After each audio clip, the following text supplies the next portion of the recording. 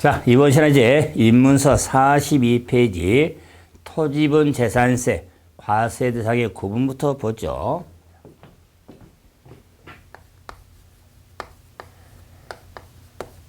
재산세는 크게 토지분 재산세, 건물분 재산세, 주택에서는 구분이 되는데 특히 토지분 재산세에 있어서는 과세 대상을 구분해서 과세가 됩니다. 그럴 때 아무리 입문 과정이지만 이 대상 구분은 시작이 중요합니다. 그래서 시작이 좋아야 끝도 좋다. 또는 시작이 반이다. 그런데 이 시작이 반이 아니라 시작이 90%가 있습니다. 그러면 토지분세 대상 구분은 자, 네모 박스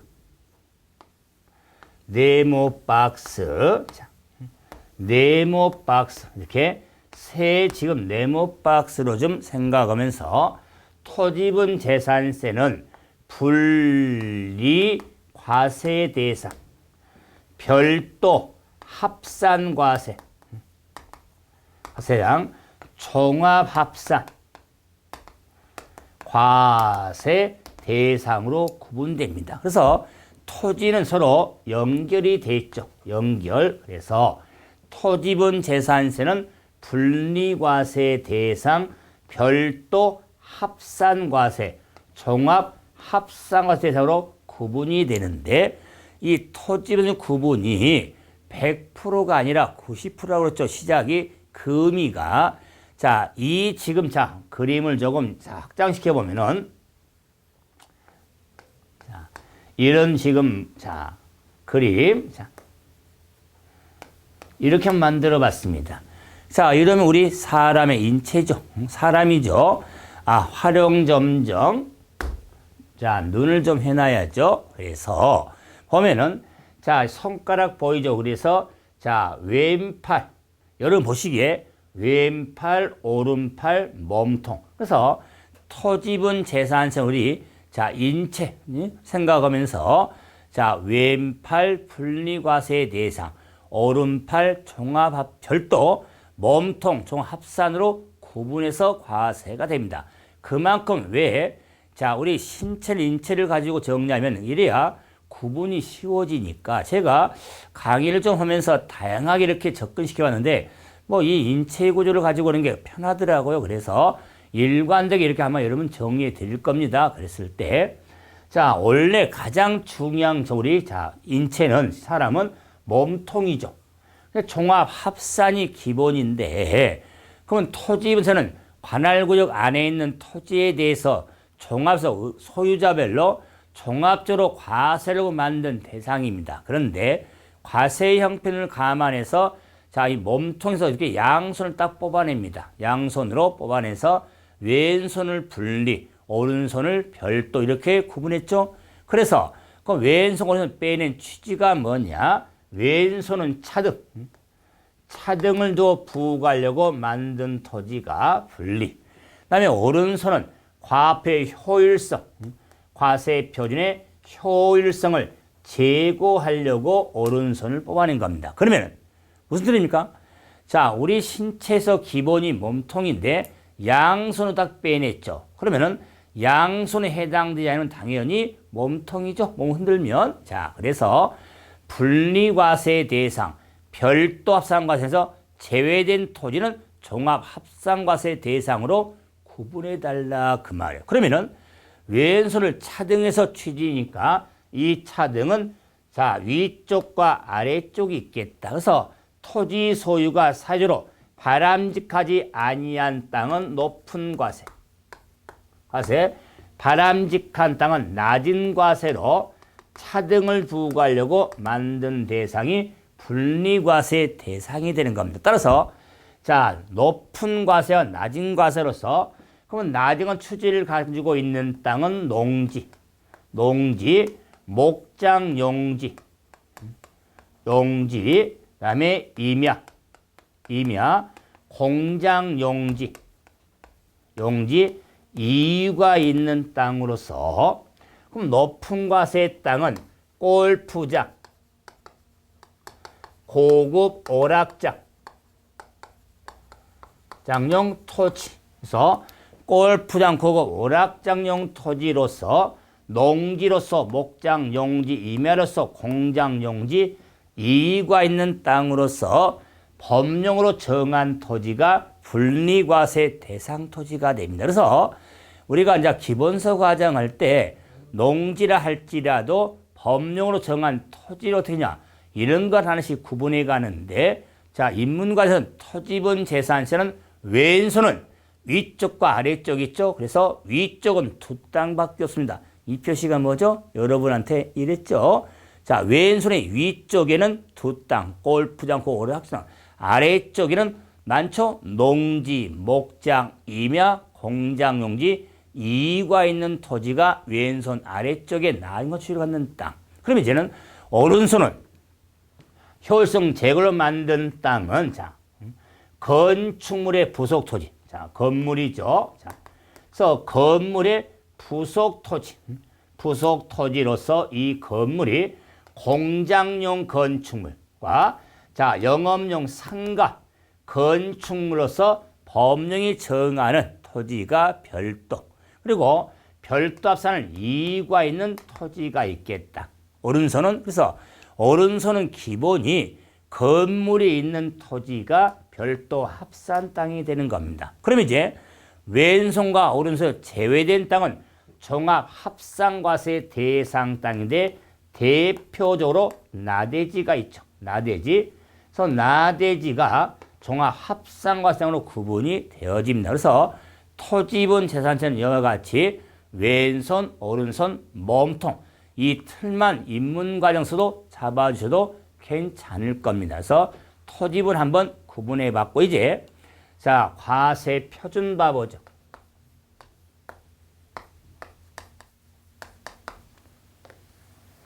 자 재산세 과세 표준은 자 과세 대상이 토지, 건축물, 주택, 선박, 항공기로 자, 구분이 되기 때문에 과세 표준은 토지분, 건물분, 주택분하고 선박, 항공기로 구분한 게 중요합니다. 그러면 일명 토지분, 건축물, 주택에서는 지방세법에 따른 시가 표준액에 공정시장가액 비율 고바여 산정한 가액이 과표고 선박 항공기는 지방세법에 따른 시가 표준액이 과세 표준에서 토건주는 고박이가 있고 선항은 고박이 없다는 게 중요합니다. 그러면서도 토지 건축물의 고박이 비율하고 주택의 고박이 비율이 다르죠. 토지 건축물의 고발은 비율은 70%일 것이고 주택의 고발은 비율은 60%가 될 것이다. 그래서 70% 고반가액, 60% 고반가액이 시가 표준액에 과세 표준에 해당이 되어지는 겁니다. 그래서 자 이런 인문에서는요. 이 토지분, 건물분, 주택분에 대한 과세 표준은 재산세는 시가 표준액에 고박이가 있더라. 60% 고바냐, 70% 고바냐 이런 틀로 구분하시면 되겠죠. 이제 자, 세율로 한번 봐봅시다. 세율. 자 재산세 세율도 자 지방세에 해당이니까 지방세 세율로서 표준 세율을 따릅니다. 표준 세율. 자, 이 표준 세율의 중과 세율, 뭐 탄력 세율로 구분이 되는데 역시 핵심은 표준 세율이죠. 그래서 이 표준 세율에 있어서 자, 재산세는 과세 대상이 토지, 건축물, 주택, 선박, 항공기로 구분해서 과표가 결정이 되니까 토지분의 표준 세율은 자 교재 칠판 봐보세요. 토지분의 표준 세율은 자 왼쪽에 지금 대상 구분해 놨죠? 자, 이 대상 토지의 구분에 따라서 세율이 구분해서 분리과세 세율, 별도 합산과세 세율, 종합산과세 세율로 구분이 돼서 자, 위쪽에는 높은 과세율을 가면 비례세율로서 4%짜리, 자, 낮은 과세인 농지 목작 임야액가액에는 0.07%, 나머지 공장 이익에 있는 땅은 0.2%의 자, 비례세율이 적용이 되고, 자, 오른손 별도 합산세는 초과 누진세율로서 0.2에서 0.4까지 3단계 초과 누진세율로서 별도 합산은 0.2에서 0.5까지 자 3단계 초과 누진세율로 구분이 되는 겁니다. 자, 이런 걸 나중에 기억해야 될 거 아니에요. 그래서 저는 암기틀이 있습니다. 별도 합산은 별 0.2, 0.4죠. 그래서 별 2, 4. 종합 합산은 0.2, 0.5죠. 종 2, 5. 그래서 별 2, 4, 종 2, 5. 이런 틀로서도 정리를 해드릴 겁니다. 그런데 이 재산세 세율에 이 주택분에 대한 세율은 대단히 중요한데, 그러면 주택분에 대한 세율은 4% 비례세율. 비례세율이 있고, 자, 0.1에서 0.4까지 4단계 초과 누진세율 대상으로 구분이 되는 겁니다. 그래서 4% 비례세율은 별장은 4% 비례세율, 별장 외 주택에 대해서는 4단계 초과 누진세율이 적용됩니다. 그래서 뭐가 더 포인트냐면 별장 외 주택은 4단계 초과 누진세인데 그 별장 외 주택의 지방세법상 사치성 재산에 해당되는 고급 주택이라 할지라도 재산세 세율은 4단계 초과 누진세율이지 4% 비례세율 대상이 아니라는 거. 이게 포인트로서 아마 본 수업을 하면서도 많이 강조를 하게 될 건데 시험에 자주 보이니까. 그러면서 이제 자, 중과세율이 있는데 중과세는 취득세 중과 대상인 공장 신증설에 대한 자, 공장용 건축물은 5배 중과세율이 적용이 되어진다는 것. 자, 그리고 자, 특히 재산세는 표준세율에 50% 보험에서 가감할 수 있는 탄력세를 적용할 수 있는데 뭐가 더 포인트냐? 매년 부과된 지방세가 되니까 이 50%의 가감한 세율은 해당 연도만 적용된다는 것. 계속 적용이 아니라 해당 연도만 적용이 되어지는 겁니다. 그래서 표준세를 50% 가감할 수 있는데 가감한 세율은 해당 연도만 적용이 되어지는 겁니다. 그래서 재산세 세율을 한번 자 정리해봤고, 자 그런데 재산세 세금은 매년 부과된 세금이니까 재산세 특징 중 하나가 재산세는 세부담 상한제가 있다는 것. 세부담 상한제. 이걸 저는 뭐 수업을 하면서 좀 잘난 척을 합니다. 세부담의 상한을 서큘레이트 브레이크 시스템이라고 하는데 매년 부과한 세금이니까 작년에도 세금을 내고 전세를 올해 또 내고 또 내년에 또 내겠죠. 왜? 소유하고 있으면 그럴 때 작년에 했던 세금에서 올해 또 세금을 내야 되는데 엄청나게 많이 내라고 매년 내니까 짜증나는 정도가 아니죠. 이러니까 머리띠 둘러매고 아마 이럴 거예요. 깎아달라 이러니까 이러지 마라. 브레이크를 잡아준 제도를 세부담 상한제로서 재산세는 자 해당 연도의 세액이 직전 연도 세액의 100분의 150을 초과하면 100분의 150에 해당한 세액만 징수하면 이걸 150%가 세부담 상환율이 1.5배를 못 넘게 하겠다. 그 말이에요. 자, 그런데 뭐가 중요하냐? 이 상한제를 적용함에 있어서도 주택에 대해서는 상한율은 주택의 공시가에 따라 세구분이 되어 있다는 거. 집이 3억 이하, 3억 이하. 집에 대해서는 105kg가 브레이크를 잡고, 자, 3억 초과 6억 이하. 집에 대해서는 110kg에서 브레이크를 잡고 6억 초과한 집에 대해서는 130kg에서 브레이크를 밟는다는 것서 세부담 상한은 150%인데 주택인 경우는 105%, 110%, 130% 이렇게 구분이 되어진다는 거. 자, 이렇게 정리를 하면 지금 인문관에서 제가 마음이 아픈 게 뭐냐면 한 세법을 참으로 접하고 있는데 뭐 설명 들은 거 보면은 뭐 너무나 많다.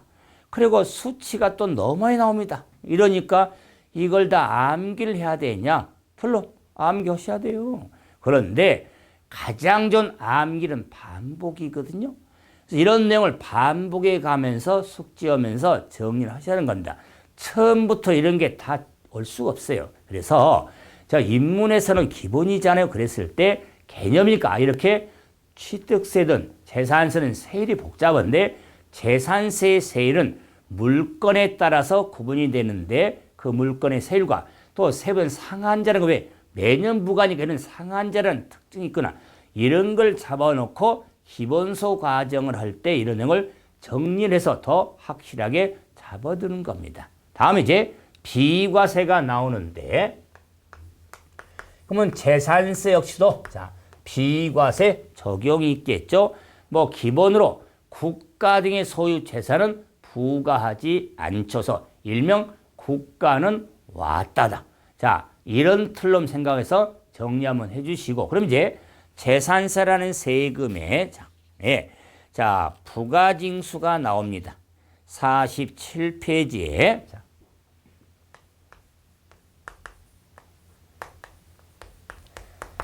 재산세 부가징수. 그래서 재산세는 매년 부과된 세금이 되기 때문에 과세 기일, 납세 의무 성립일은 개념을 뜻했지만 과세 기일은 매년 6월 1일이 됩니다. 민일.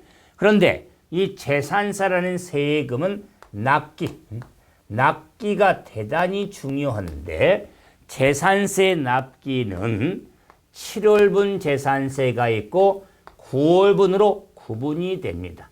그래서 7월분 재산세는 7월 16일부터 31일까지, 9월분 세는 9월 16일부터 9월 30일까지가 납기에 해당이 되어집니다. 그런데 재산세 납기는 과세 대상 물건별로 구분이 되는데 토지분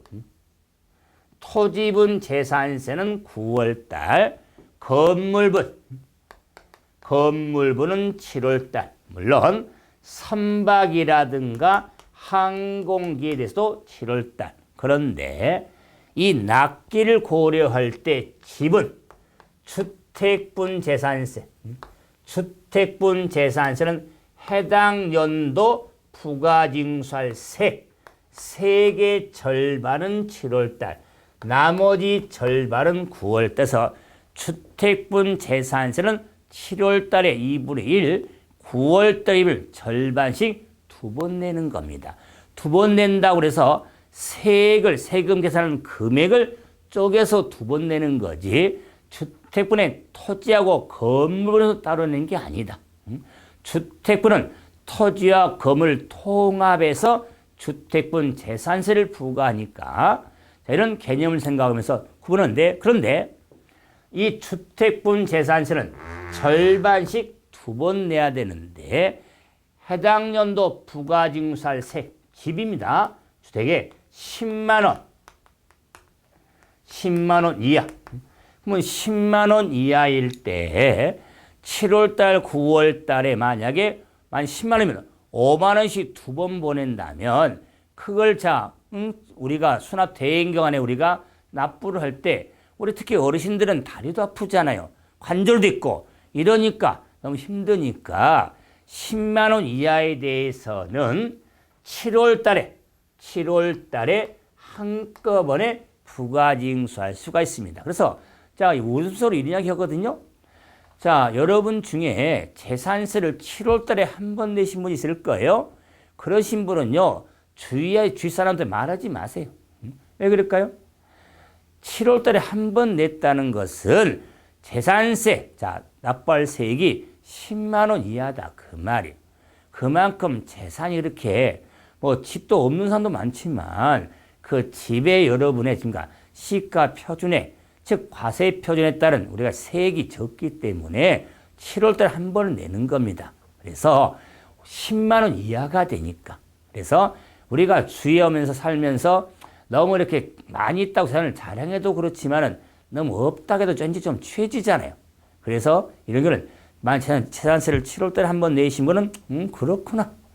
10만 원 이하구나. 이렇게 정리하는 게 더 바람직하죠. 굳이 옆 사람한테 나 7월 달에 한 번 낸다? 그런 소리 하면은 좀 그렇잖아요. 이렇게 해서도 좀 기억 좀 해달라. 그 말이에요. 이게 이제 지금 입문이지만 기본서 때는 더 살붙여가면서 아마 정리를 하게 될 테니까. 그런데 이제 이런 재산세라는 세금에 그러면 징수방법은 보통 징수방법에 의한 겁니다. 그것을 발부해서 징수하죠. 그게 보통 징수방법에 의하기 때문에 가산세는 없다고 그랬죠. 그래서 고통지니까 우리가 지자체장이 세액을 직접 산정해서 자, 늦어도 납기 개시 5일 전까지 발급이 이루어지는 겁니다. 보통 징수에 의하기 때문에. 그런데 자, 입문이지만 힘든 게 자, 소액징수 면제, 종이값이 아까우면 징수를 포기하는 소액징수 면제라든가 자, 재산세 납기하고 같은 세수다. 이걸 나란히 적어서 보는 병기세가 있고 재산세 탁 달라붙는 찐득이 부가세도 있더라. 그 말이에요. 자, 이런 것들을 앞으로 구분 좀 하면서 정리가 되죠. 그런데 지방세는 재산세로서 다른 지방세 없는 물납제도하고 분할납부 제도를 가지고 있는 게 특징 중의 특징입니다. 그래서 재산세는 물납과 분할납부 제도가 있는 지방세인데 이 물납과 분할납부에 요건이 있습니다. 요건은 물납에 대해서는 재산세 납부세액이 1,000만 원 초과할 경우에 물납을 시도하는데 이 1,000만 원 초과할 경우에도 자, 다르지 않다.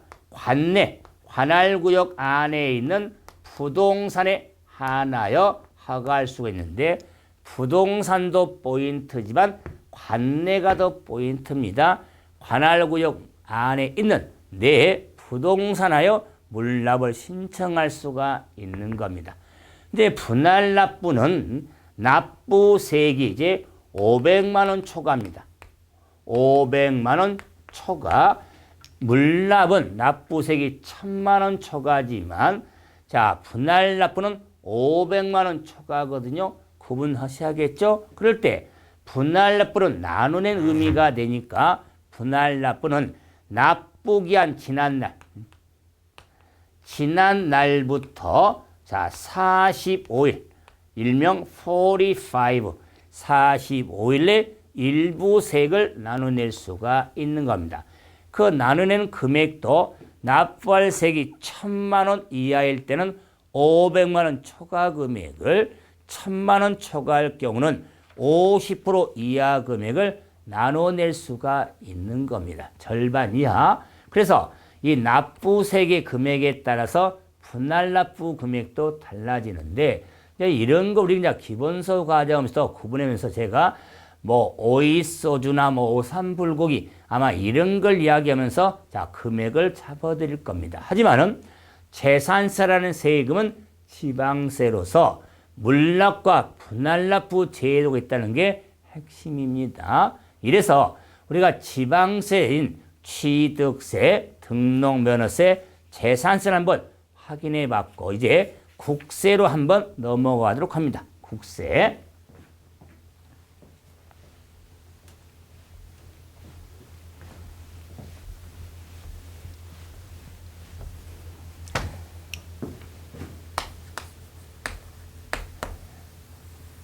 국세 하면은 과세권자가 국가인 세금이 국세가 되죠. 그래서 이 국세도 법 체계가 국세기본법, 국세기본법이 있고 해당 세법이 있고 조세특례 제한법 등이 있습니다. 자, 그럴 때 역시 인문과세는 영어가 포인트니까 국세도 국세기본법상의 용어가 있습니다. 영어 우리가 지방세 공부할 때 지방세 기본법상의 용어를 봤죠. 많이 용어가 유사하지만 국세 좀 차이가 몇 개 있거든요. 자, 이런 거 좀 정리하면서 국세 기본법의 용어를 한번 봐보는데 가장 국세 기본법상의 용어에 국세가 나오는데 국세가 13가지 국세가 있습니다. 13가지. 교수님은 숫자도 모른가 봐요. 뭔 숫자입니까? 했더니 아니 인문서에는 가로 12번까지인데 왜 13번이라고 합니까? 자, 그 말은 이유가 있죠. 국세는 13가지 국세가 있는데 우리 부동산 세제지만은 상속세하고 증여세를 하나로 해놨잖아요. 왜 그러냐면 국세는 하나의 세금의 하나의 법으로 되어 있는데 상속세와 증여세만 상속세 증여세 법으로 되어 있거든요. 이래서 두 세금을 하나로 합쳐놨기 때문에 제가 12번까지가 되는 거예요. 자, 1번 가로 4번이죠. 4번에가 상속세고 증여세가 있잖아요. 국세는 13가지, 상속세고 증여세는 다릅니다. 그런데 하나의 법으로 되어 있으니까 이 법이 상속세 및 증여세법이라고 하는 겁니다. 그래서 국세 하나의 세마인의 법으로 되어 있기 때문에 정리돼. 그래서 이 국세 중에 우리 출제 범위가 되는 세금 하면은 소득세. 소득세 가장 핵심. 자, 소득세, 종합부동산세. 종합부동산세가 핵심 세금으로 소득세, 종합소득세, 소득세, 양도소득세가 출제 범위가 되는 겁니다. 자, 그런데 상속세, 증여세라든가 법인세라든가 부가가치세는 출제 범위가 아니기 때문에 세금 이름만 국세라는 걸 알면 되겠죠. 그래서 국세 용어. 자, 두 번째 세법이 나오죠. 지방세도 해봤지만 세법은 우리가 조세법을 줄여서 세법이라고 하지만 국세기본법상의 용어로 세법이라고 하는 것은 국세 종목을 줄여서 세목이라고 하죠. 세목, 국세 종목.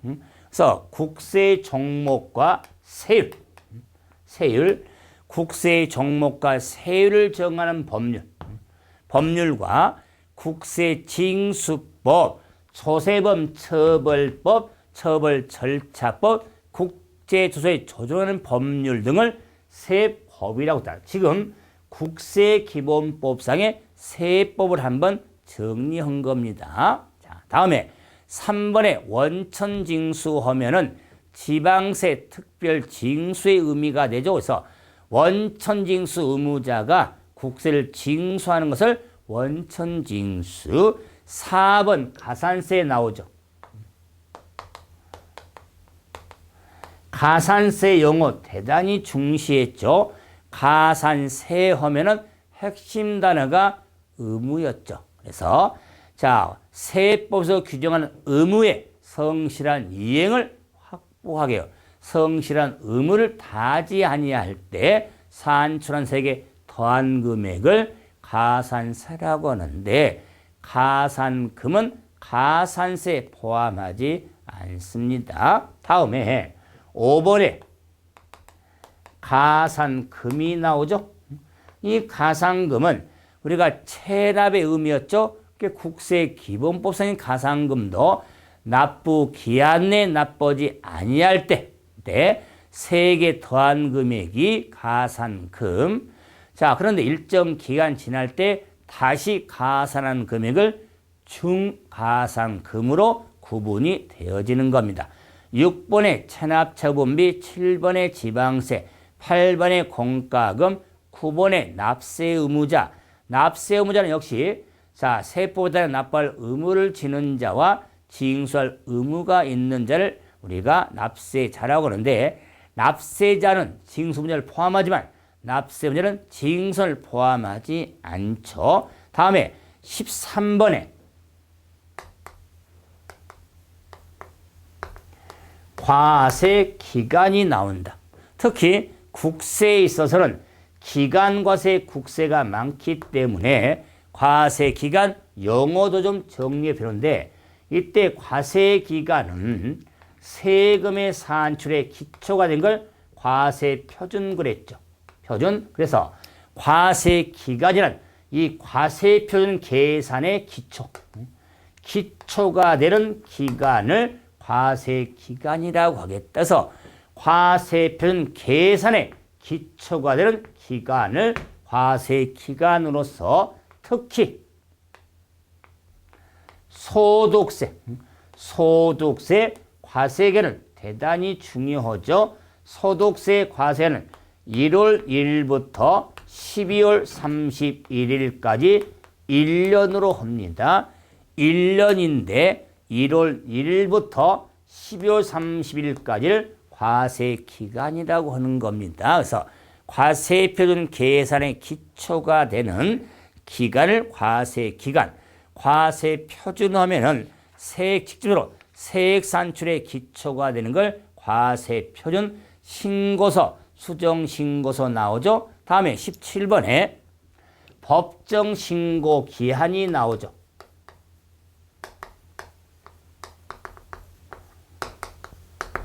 그럼 법정 신고 기한은 과세 표준 신고서를 제출한 자, 기간을 의미한다. 그 말이에요. 그래서 자, 이런 과세 표준에 자, 제출할 기한을 법정 신고 기한으로서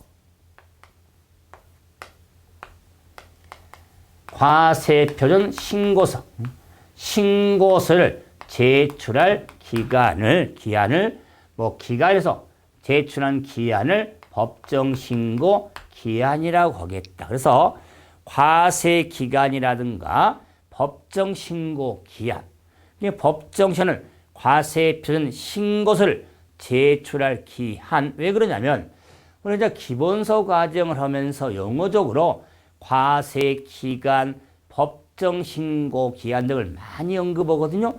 물론 지방서도 마찬가지입니다. 그런데 국세도 이런 정리해 나갈 때 이런 용어를 좀 잡고 있어야지 정리가 되어지는 겁니다.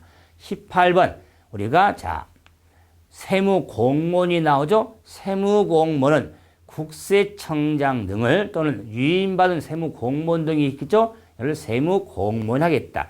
19번째 정보통신망 20번 전자신고 그리고 또 전자납부도 있죠. 이런 경우는 통신망을 씁니다. 그래서 자 우리가 정보를 수집해서는 정보통신체계를 통신망이라고 하죠. 정보통신 네트워크. 자 이런 통신망을 통해서 신고하는 것을 뭐라고 했다? 전자신고.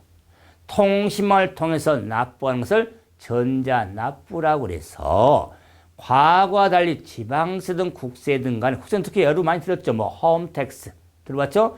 이래서 전자신고 납부 등도 이루어지거든요. 그랬을 때 통신망을 통해서 신고하고 납부하는. 그래서 우리가 전자신고 납부라고 하겠다. 자, 21번째 특수관계인이 나오는데 특수관계는 본인과 그러니까 특수에 있는 자를 의미하겠죠. 혈족, 친족들이 되는데 지방수도 마찬가지로 영어 봤을 때 하지만은 본인도 특수관계인의 특수관계인으로 본다는 거. 본인도 왜? 본인과 이렇게 관계가 있는 혈족들이지만 본인도 특수관계인의 특수관계인을 본다는 것도 좀 기분만 좀 잡아주시면 될 겁니다. 그래서 우리가 국세 기본법상의 용어를 한번 정리 한번 해드려 봤죠. 자, 그러면 종합부동산세를 볼 수가 있는데 종합부동산세는 자, 지방세, 등록, 면허세와 마찬가지로 좀 핵심 세금은 아니지만 그래도 자, 기본을 좀 해야 할 세금으로서 이런 입문 과정에서는 종합부동산세 개념만 자, 정리 한번 해보죠. 자, 종합부동산세. 자, 그러면 종합부동산세 개념. 자, 보면은 종합부동산세도 과세 기준일 현재 자, 고액부동산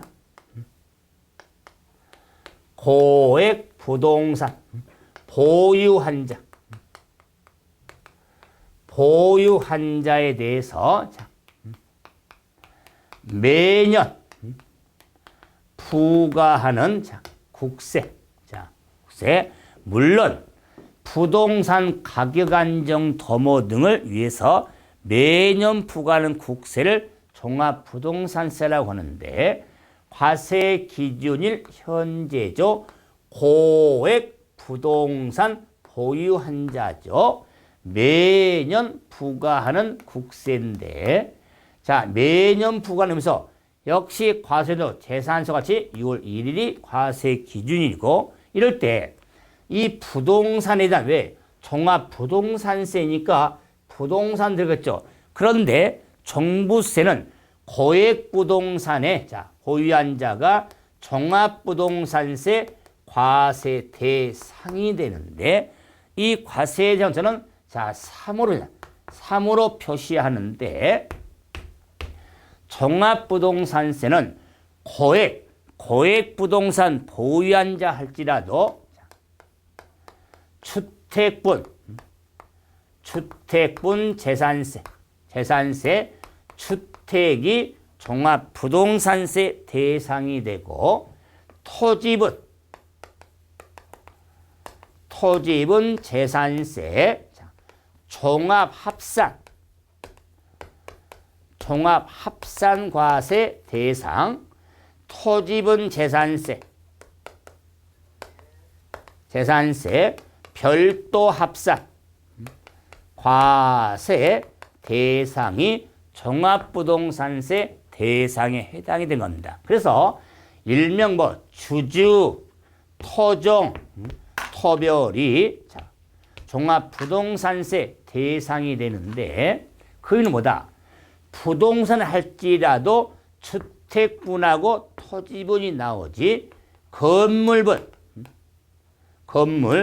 건물분 재산세는 종부세 대상이 아닙니다. 그래서 일반적으로 종합부동산세 하니까 건물분 재산세도 좀 대상이 아닙니다. 그래서 종합부동산은 토지분하고 주택분에 대해서 물론 주택분도 주택에는 별장은 종부세 대상이 아닙니다. 종합부동산세가 만약 출제가 된다면 과세 대상 구분의 포인트가 되거든요. 그럼 자, 이런 대상에서 다 부과하냐? 아니죠. 고액부동산이죠. 그러기 때문에 주택분의 주택에 대해서는 자, 공시가격 6억 초과한 경우 자, 토지분의 종합합산에 대해서는 5억 초과한 경우 토지분의 별도 합산은 80억 초과한 경우에 종합부동산세 의무가 있는 겁니다. 그래서 종합부동산세 개념과 더불어서 고액 부동산, 보유한 자, 당연히 보유세로서 정리가 돼야겠죠. 고액 부동산을 꼭 염두에 두는 게 종합부동산세를 정리할 때 핵심 포인트가 된다. 그러면서 이 부가는 지방세로서 종합부동산세는 부가과세 제도에 의한 국세가 되는데, 자, 이 부가과세 제도를 원칙이라고 했다. 원칙. 할 수 있는데, 그 말은 종합부동산세는 외외적으로 신고 납세 제도를 채택하고 있기 때문에, 하지만 종합부동산세는 원칙으로 관할 세무서장이 세액을 결정해서 부가징수하는, 부가고자는 국세에 해당이 되는데, 납세 의무자가 신고 납부할 수 있도록 허용한 세금이 종합부동산세니까 이런 원칙과 이 예외를 구분하는데, 종합부동산세는 국세입니다. 우리가 보유세로서 지방세 하면은 재산세, 보유세 하면은 국세로서는 종합부동산세가 되기 때문에 지방세, 보유세, 재산세, 국세, 보유세, 종합부동산세 이렇게 항상 기본 틀은 잡아놓고 정리가 돼야 됩니다. 그래서 종합부동산세는 개념을 가지고 좀 확인 한번 해드려 봤죠. 이래서 우리가 국세를 정리하면서 물론 국세의 가장 핵심은요, 양도소득세거든요. 그래서 이제 다음 시간에 집중 공략에서 기본을 많이 잡아드리겠지만은 국세 기본법상의 용어에 몇 가지 정리해봤죠. 그런 거하고의 지방세는 차이점들, 과세 기간이라든가 법정 신고 기한 등 이런 정리하면서, 자, 종합부동산세의 개념은 고액 부동산 보유한 자에게 부과된 국세가 된다는 것 틀 잡으시고, 저는 또 다음 시간에 양도세를 가지고 뵙도록 합시다. 수고하셨습니다.